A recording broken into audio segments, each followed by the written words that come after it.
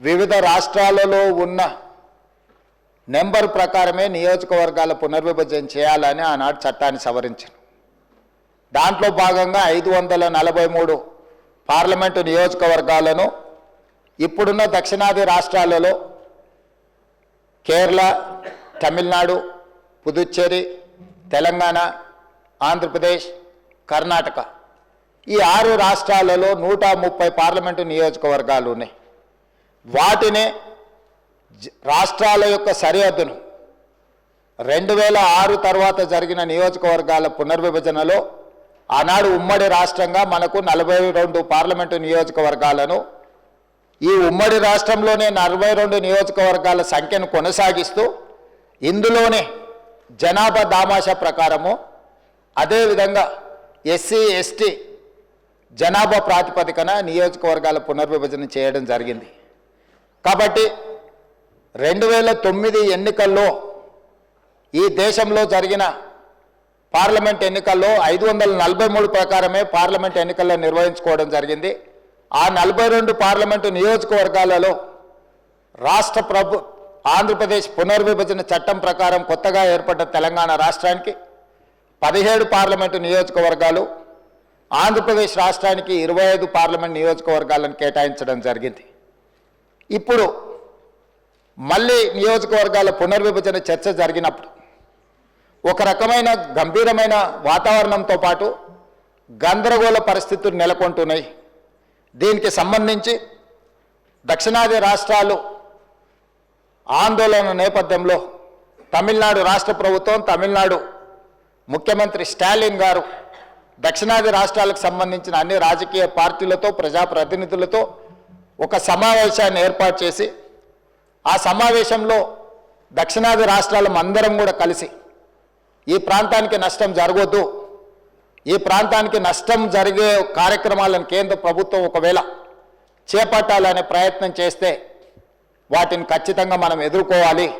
అదేవిధంగా రాబోయే 25 సంవత్సరాలు 1975 సమయంలో శ్రీమతి ఇందిరాగాంధీ గారు రాజ్యాంగ సవరణ చేయడం ద్వారా పాత పార్లమెంటు నియోజకవర్గాల నెంబర్నే కొనసాగించారు. 2002లో అటల్ బిహారీ వాజ్పేయి గారు కూడా ఆ 25 సంవత్సరాలు పూర్తి చేసుకున్న తర్వాత ఇంకొక 25 సంవత్సరాలకు కూడా పాత విధానాన్ని కొనసాగించే విధంగా 543 పార్లమెంటు నియోజకవర్గాలనే కొనసాగించే విధంగా అటల్ బిహారీ వాజ్పేయి గారు కూడా మళ్ళీ ఒక 25 సంవత్సరాలకు ఆనాడు రాజ్యాంగ సవరణ చేయడం జరిగింది. ఇప్పుడు చట్టంలో 2026 తర్వాత జనాభాను లెక్కించి ఆ జనాభా ప్రాతిపదికన నియోజకవర్గాల పునర్విభజన జరగాలనే అంశాన్ని పొందుపరచడంతో ఈరోజు మళ్ళీ నియోజకవర్గాల పునర్విభజన చర్చనీయాంశంగా మారింది. అయితే ఈ నేపథ్యంలో ప్రభుత్వానికి, కేంద్ర ప్రభుత్వానికి సంబంధించిన కొంతమంది మంత్రులు అసలు ప్రభుత్వం, కేంద్ర ప్రభుత్వం నిర్ణయమే తీసుకోలేదు, కేంద్ర ప్రభుత్వం దగ్గర ఎలాంటి ఆలోచన ప్రతిపాదననే లేదు, మీరు ఎందుకు ఆందోళన చెందుతుండ్రు అని ఒక చర్చను లేవనెత్తడం జరుగుతుంది. అధ్యక్ష, తమరి ద్వారా తెలంగాణ రాష్ట్ర ప్రజలకే కాదు కేంద్ర ప్రభుత్వానికి కూడా ఈ సభలో ఒక తీర్మానాన్ని ప్రవేశపెట్టి ఈ సభలో ప్రాతినిధ్యం వహిస్తున్న బీఆర్ఎస్, బీజేపీ, ఎంఐఎం, సిపిఐ పక్షాలను అందరినీ కూడా ఈ తీర్మానానికి సంపూర్ణంగా మద్దతు ఇచ్చి, ఎందుకు అంటే జనాభా ప్రాతిపదికన ఒకవేళ నియోజకవర్గాల పునర్విభజన జరిగితే ఆనాడు 1971 జనాభా లెక్కల తర్వాత కేంద్ర ప్రభుత్వము జనాభా నియంత్రణ కోసం విధి విధానాలను తీసుకురావడం జరిగింది. ఆనాడు కేంద్ర ప్రభుత్వం ఇచ్చిన ఆదేశాలను, కేంద్ర ప్రభుత్వం అమలు చేసిన విధానాలను దక్షిణాది రాష్ట్రాలు పకడ్బందీగా అమలు చేయడంతో దక్షిణాది రాష్ట్రాలలో జనాభాను నియంత్రించడమే కాకుండా ఉత్తరాదికి సంబంధించిన కొన్ని రాష్ట్రాలలో కేంద్ర ప్రభుత్వ ఆదేశాలను పాటించకపోవడం వల్ల జనాభా విపరీతంగా పెరిగిపోయింది. ఈరోజు ఉత్తరాది రాష్ట్రాలకు సంబంధించి ప్రధానంగా బీహార్, మధ్యప్రదేశ్, రాజస్థాన్, ఉత్తరప్రదేశ్ లాంటి, ఛత్తీస్గఢ్ లాంటి రాష్ట్రాలలో జనాభా అత్యధికంగా పెరగడంతో ఈ దక్షిణాది రాష్ట్రాలుగా పిలువబడుతున్న కేరళ, తమిళనాడు, ఆంధ్రప్రదేశ్, తెలంగాణ, పుదుచ్చేరి అండ్ కర్ణాటక మనం జనాభా నియంత్రించడం వల్ల జనాభా స్టెబిలైజ్ అయిపోయింది. పుట్టే జనాభా, చనిపోయే వాళ్ళు దాదాపుగా 1.8% డిఫరెన్స్, అంటే పెద్దగా జనాభా పెరగడానికి అవకాశం లేదు. ఈరోజు జనాభా ప్రాతిపదికన ఒకవేళ నియోజకవర్గాల పునర్విభజన జరిగితే ఈరోజు ఉన్న దాంట్లో 543 పార్లమెంటు నియోజకవర్గాలలో దక్షిణాది రాష్ట్రాలకు 130 పార్లమెంటు నియోజకవర్గాల నుంచి ప్రాతినిధ్యం ఉంది. అంటే 100%లో మన ప్రాతినిధ్యం 24%. ఈ 24% ప్రాతినిధ్యంతో మనం కేంద్రంలో దక్షిణాది రాష్ట్రాల యొక్క హక్కుల కోసం మనం రిప్రజెంట్ చేస్తుంటే, ఒకవేళ జనాభా ప్రాతిపదికన నియోజకవర్గాల పునర్విభజన చేపడితే 24% ఉన్న దక్షిణాది రాష్ట్రాల యొక్క ప్రాతినిధ్యం 19%కి పడిపోవడానికి అవకాశం ఉంది. తద్వారా రాజకీయంగా నేను బయట కూడా చెప్పినా, ఇక్కడ కూడా చెప్పదలుచుకున్నా, delimitation is limitation for south. నియోజకవర్గాల పునర్విభజన అనేది రాజకీయంగా దక్షిణాది రాష్ట్రాలను నియంత్రించడానికి కేంద్ర ప్రభుత్వం వినియోగించుకుంటుంది. ఇది ఏమాత్రం మన దక్షిణాది రాష్ట్రాల హక్కులకు, దక్షిణాది రాష్ట్రాలకు మంచిది కాదు, క్షేమం కాదు.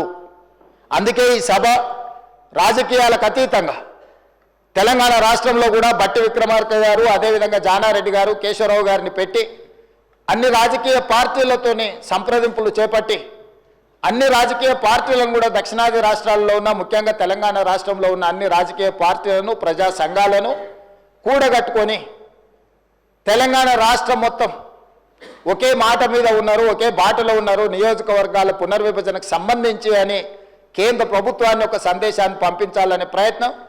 అందులో భాగంగానే ఈరోజు ఈ సభలో మనం ఈ తీర్మానాన్ని ప్రవేశపెట్టుకున్నాము. ఈ తీర్మానం నేపథ్యంలో ఏదైతే కేంద్ర ప్రభుత్వం కానీ లేకపోతే కొంతమంది వాదనలు ఏవైతే చేపడుతుండ్రో, ఈ వాదనలకు సంబంధించి కొన్ని వివరాలు ఈ సభ ద్వారా నేను తెలంగాణ సమాజానికి చెప్పదలుచుకున్నా.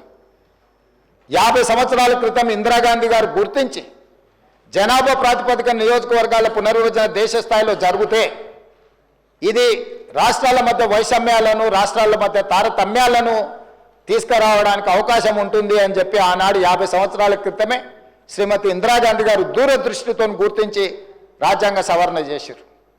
అటల్ బిహారీ వాజ్పేయి గారు కూడా ప్రధానమంత్రిగా బాధ్యత తీసుకున్న తర్వాత వారు కూడా ఈ అంశాన్ని గుర్తించి ఇందిరాగాంధీ గారు చూపించిన బాటలోనే వారు నడిచిండ్రు.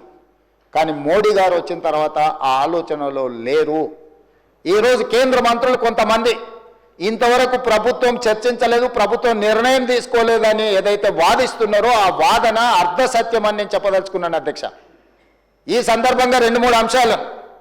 ఆంధ్రప్రదేశ్ పునర్విభజన చట్టం 2014 ప్రకారము తెలంగాణ రాష్ట్రంలో ఉన్న 119 శాసనసభ నియోజకవర్గాలు 153 పెంచాలని, ఆంధ్రప్రదేశ్లో ఉన్న 175 శాసనసభ నియోజకవర్గాలను 225 వరకు పెంచాలని చట్టంలో పొందుపరిచి పార్లమెంటులోని చట్టం చేస్తే 11 సంవత్సరాల చట్టాన్ని కేంద్ర ప్రభుత్వం అమలు చేయలేదు. పార్లమెంట్ సభ్యుడిగా నేనే అడిగిన ప్రశ్నకు పార్లమెంట్లో సమాధానం ఇచ్చిన 2026 తర్వాత జనాభాను లెక్కించినాకనే ఈ నియోజకవర్గాల పునర్విభజన జరుగుతుంది, ఇప్పుడు మా ప్రభుత్వం ముందు ఎలాంటి ప్రతిపాదన లేదు అని చెప్పి కేంద్ర ప్రభుత్వం మనకు తెలంగాణ, ఆంధ్రప్రదేశ్ రాష్ట్రాలకు సమాధానం చెప్పింది. కానీ అదే సందర్భంలో కేంద్ర ప్రభుత్వానికి, కేంద్రంలో ప్రభుత్వాన్ని ఏర్పాటు చేసిన రాజకీయ పార్టీ ప్రయోజనం కోసము జమ్మూ కాశ్మీర్లో నియోజకవర్గాల పునర్విభజన చేపట్టినరు, సిక్కింలో నియోజకవర్గాల పునర్విభజన చేపట్టినరు. ఈ 2 రాష్ట్రాలలో పునర్విభజన చేపట్టడానికి తీసుకున్న ప్రాతిపదిక 2011 జనాభా ప్రాతిపదికన నియోజకవర్గాల పునర్విభజన చేపట్టిన అధ్యక్ష. కేంద్ర ప్రభుత్వం ఒక పక్కన మనకు అందిస్తున్న సమాచారం కానీ లేకపోతే మనకు కల్పిస్తున్న భ్రమలు కానీ వేరు, కానీ కేంద్ర ప్రభుత్వం తీసుకుంటున్న నిర్ణయాలు వేరు. ఈరోజు నేను అందుకే కేంద్ర ప్రభుత్వాన్ని, మీరు చట్టం పార్లమెంటులోనే చట్టం చేసిన ఆంధ్రప్రదేశ్ తెలంగాణకు నియోజకవర్గాల పెంపు అంశాన్ని 2026 జనాభా లెక్కించిన తర్వాతనే చేస్తామని మా పట్ల వివక్ష చూపించుకుంటూ, మీరు జమ్మూ కాశ్మీర్లో కూడా సేమ్ అదే చట్టం ఉంది, 2026 తర్వాతనే జనాభాను లెక్కించిన తర్వాత నియోజకవర్గాల పునర్విభజన జరగాలి శాసనసభలో అంటే దాన్ని పక్కన పెట్టి రాజ్యాంగాన్ని సవరించుకొని 2011 నియోజకవర్గాల 2011 జనాభా ప్రకారం 83 నియోజకవర్గాలుగా ఉన్న అసెంబ్లీని 90 నియోజకవర్గాలుగా పెంచడమే కాకుండా నియోజకవర్గాల పునర్విభజన జమ్మూ కాశ్మీర్ రాష్ట్రంలో అమలు చేసిండ్రు అధ్యక్ష. అదేవిధంగా సిక్కింలో కూడా సిక్కిం రాష్ట్రంలో సీట్లు పెంచాలని 2018 కేంద్ర ప్రభుత్వం క్యాబినెట్లో రెజల్యూషన్ పాస్ చేసి ఈరోజు సిక్కింలో నియోజకవర్గాల పునర్విభజన ప్రక్రియ కొనసాగుతుంది అధ్యక్ష. జమ్మూ కాశ్మీర్లో కానీ సిక్కిం రాష్ట్రంలో కానీ నియోజకవర్గాల పునర్విభజన 2011 జనాభా దామాషా ప్రకారమే నియోజకవర్గాల పునర్విభజన జరిగింది. మరి ఈరోజు మేము ఆందోళన చెందడానికి, ఈరోజు శాసనసభలో తీర్మానం ప్రవేశపెట్టడానికి కేంద్ర ప్రభుత్వం అవలంబిస్తున్న ద్వంద్వ విధానాలను ఈరోజు ప్రజల దృష్టికి తీసుకువెళ్ళడం కోసమే ఈరోజు ఇది తీసుకున్నాము. పార్లమెంటులోనే 2014 పునర్విభజన చట్టంలో పొందుపరిచిన ఆంధ్రప్రదేశ్ తెలంగాణ శాసనసభ నియోజకవర్గాల పెంపును మీరు పక్కన పెట్టి మీకు రాజకీయ ప్రయోజనం లేదని 2 రాష్ట్రాల్లో అసెంబ్లీ సీట్లు పెంచకపోవడం, రెండో పక్కన మీకు రాజకీయ ప్రయోజనం ఉందనుకున్న జమ్మూ కాశ్మీర్ అండ్ సిక్కింలో శాసనసభ నియోజకవర్గాలను పెంచడం, ఆ పెంచడానికి ప్రాతిపదిక 2011 జనాభా లెక్కలను తీసుకోవడం అనేది ఈరోజు మన అందరం కూడా గమనించవలసిన అవసరం ఉన్నది అధ్యక్ష. ఇది చాలా ప్రమాదకరమైన సందర్భం. ప్రమాద గంటికలు మోగుతున్నాయి. ఈరోజు ఈ దక్షిణాది రాష్ట్రాలకు సంబంధించిన శాసనసభ్యులు కావచ్చు, పార్లమెంట్ సభ్యులు కావచ్చు, శాసన మండలి సభ్యులు కావచ్చు, ఎవరైనా కావచ్చు, స్థానిక సంస్థలలో ఉండే కావచ్చు, లేకపోతే ఈ ప్రాంత ప్రజలు కావచ్చు, కేంద్ర ప్రభుత్వం ఆదేశాల మేరకు జనాభా నియంత్రించి కేంద్ర ప్రభుత్వం ఈ దేశం యొక్క అభివృద్ధిలో భాగస్వాములుగా మారిన మనం కేంద్ర ప్రభుత్వానికి వస్తున్న పన్నులు జీడిపిలో 36% ఈ దక్షిణాది రాష్ట్రాలు ఈరోజు మనము ఇక్కడ నుంచి పన్నులు కడుతున్నాం అధ్యక్ష. 24% పార్లమెంటులో ప్రాతినిధ్యం ఉన్న ఈ దక్షిణాది రాష్ట్రాలు ఈరోజు కేంద్ర ప్రభుత్వానికి చెల్లిస్తున్న పన్నుల్లో 36% మనం కడుతున్నాం అధ్యక్ష. తిరిగి మనకు వస్తున్న చాలా తక్కువ అధ్యక్ష. ₹1 తెలంగాణ రాష్ట్రం నుంచి మనం పన్నులు చెల్లిస్తే 42 పైసలు మనకు వస్తున్నాయి అధ్యక్ష. కేరళకు 16 పైసలు వస్తున్నాయి అధ్యక్ష. తమిళనాడుకు 29 పైసలు వస్తున్నాయి అధ్యక్ష. ఇట్లా చాలా తక్కువ. మనం ₹1 చెల్లిస్తే మనకు వచ్చేది తిరిగి కేంద్ర ప్రభుత్వం నుంచి వస్తున్న వాటా చాలా తక్కువ ఉంది. అదే ₹1 బీహార్ చెల్లిస్తే ₹6 బీహార్ పోతున్నాయి అధ్యక్ష. బీహార్ రాష్ట్రం కేంద్రానికి ₹1 చెల్లిస్తే కేంద్ర ప్రభుత్వం తిరిగి ₹6 బీహార్ రాష్ట్రానికి ఇస్తుంది అధ్యక్ష. ఉత్తరప్రదేశ్కి ₹2.73 ఇస్తుంది అధ్యక్ష ₹1 చెల్లిస్తే. అదేవిధంగా మధ్యప్రదేశ్కి ₹1.70 చెల్లిస్తున్నారు అధ్యక్ష. అంటే ఈరోజు ఆర్థికంగా మనకు నష్టం జరిగినా పర్వాలేదు. ఈరోజు ఆర్థిక అభివృద్ధితో పాటు ఉద్యోగ ఉపాధి అవకాశాలలో దక్షిణాది రాష్ట్రాలు ఈ దేశానికి ఆదర్శంగా నిలబడ్డాయి. ఆర్థిక ప్రయోజనాలు మనకు దెబ్బతిన్నా దేశం యొక్క స్ఫూర్తిని, దేశభక్తిని దక్షిణాది రాష్ట్రాలు చాటుకొని స్పష్టంగా ఆర్థికంగా మనకు నష్టం జరిగిన కేంద్ర ప్రభుత్వంలో భాగస్వాములుగా మనం ఈ దేశ నిర్మాణంలో, ఈ దేశ అభివృద్ధిలో భాగస్వాములుగా మారినాం. కానీ ఈరోజు ఆర్థిక ప్రయోజనాలను వదులుకున్నా ఈరోజు రాజకీయంగా మన ప్రాతినిధ్యాన్ని వదులుకోవడానికి మనం సిద్ధంగా లేము అధ్యక్ష. అందుకే ఈరోజు మేము స్పష్టంగా కేంద్ర ప్రభుత్వాన్ని డిమాండ్ చేస్తున్నాం. 100% ఈ అంశానికి సంబంధించి విస్తృత స్థాయిలో చర్చ జరగాలి. మీరు 2002లో వాజ్పేయి గారు చేసిన తీర్మానానికి మీరు కట్టుబడి ఉన్నారా లేదా మీరు జమ్మూ కాశ్మీర్లో లేకపోతే సిక్కింలో 2011 జనాభా ప్రాతిపదికన ఏదైతే నియోజకవర్గాల పునర్విభజన చేసిందో ఈరోజు 2011 కానీ లేకపోతే 2026లో జనాభాను లెక్కించి ఆ ప్రాతిపదికన నియోజకవర్గాల పునర్విభజన చేస్తే మన ప్రాతినిధ్యము 19% పడిపోయి మన అవసరం లేకుండానే, మన ప్రాతినిధ్యం లేకుండానే, మన ఓట్లతో సంబంధం లేకుండానే కేంద్రంలో ప్రభుత్వం ఏర్పడే పరిస్థితులు ఉన్నాయి. ఆ పరిస్థితిని కల్పించుకోవడానికి కేంద్రంలో అధికారంలో ఉన్న రాజకీయ పార్టీ ఈరోజు ఒక ప్రణాళికబద్ధంగా దక్షిణాది రాష్ట్రాల మీద దాడి జరుగుతున్నది అధ్యక్ష.